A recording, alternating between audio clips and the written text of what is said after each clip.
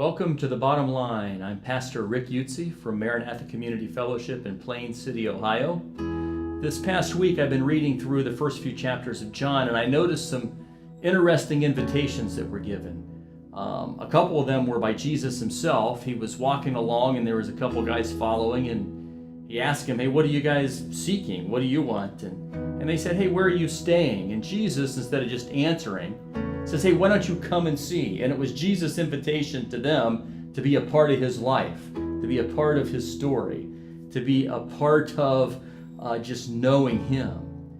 And as you read on in John, you also see where people invite others to come and see Jesus. And one of those cases is when Jesus met a woman at the well. It was a Samaritan woman, and the Jews hated Samaritans, and you would have never seen a Jewish man speak to a Samaritan woman, but yet he spoke with her and he told her everything that had happened in her life. And she ran back into town and she told all the people there that said, "Hey, could this possibly be the Messiah? He told me everything about my life," and they all came out to see Jesus.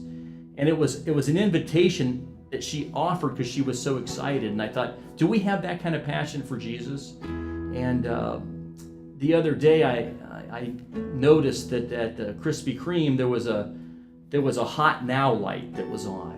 And I have a friend that every time he sees a Hot Now light at Krispy Kreme, he just wants to stop in. That is an invitation to come and see and eat. And do we have that kind of passion for Jesus Christ? And I want to read a verse to you out of Matthew chapter 9. And Jesus was inviting all kinds of people to come and see so that he could offer them new life. And it says in Matthew 9:11, it says he was eating at a tax collector's house, at Matthew's house, that he invited to come and follow him. And it says, "And when the Pharisees saw this, they said to his disciples, 'Why does your teacher eat with tax collectors and sinners?' But when he heard it, he said, 'Those who are well have no need of a physician, but those who are sick. Go and learn what this means. I desire mercy and not sacrifice, for I came not to call the righteous, but sinners.'" So Jesus is saying, "Hey, Pharisees, you got it all wrong. You're coming and offering your sacrifices. Your heart isn't there. You have a bad heart. But I came to invite the sick, to invite those who need help. That's why I came."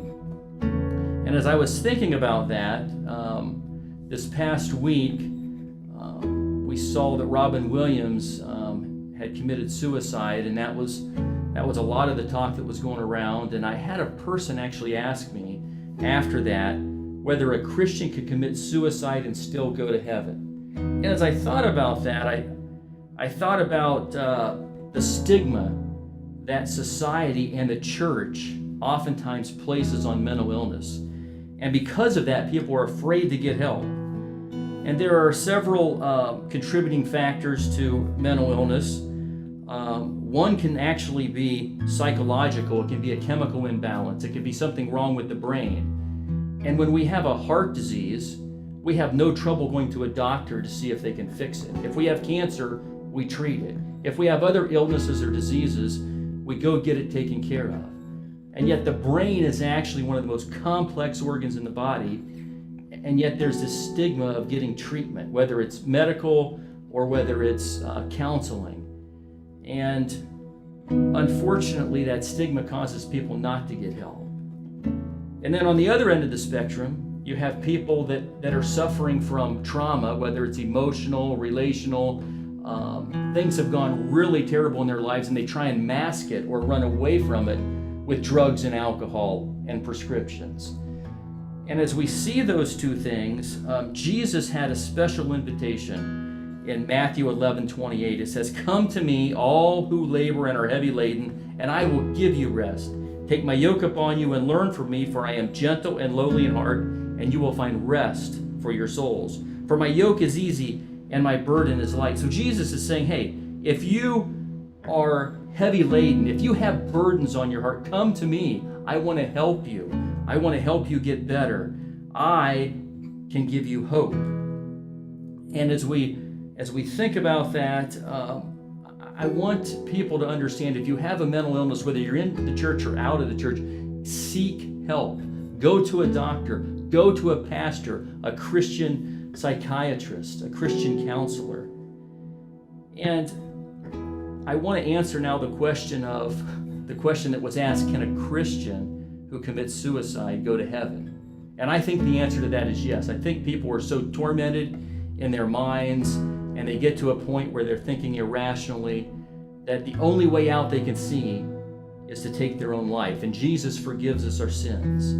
And so Jesus extends mercy and grace in those times if they are a true Christian and know Jesus Christ. And I think the bottom line for the church is that we need to be a place where people can come to seek help.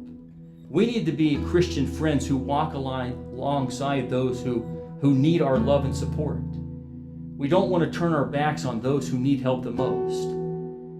And it may be a long road, it may be a hard road, it may be a difficult road, but that's what Jesus has called us to do. And most of all, we need to remind people and to invite them to come and see Jesus, who offers hope to all people.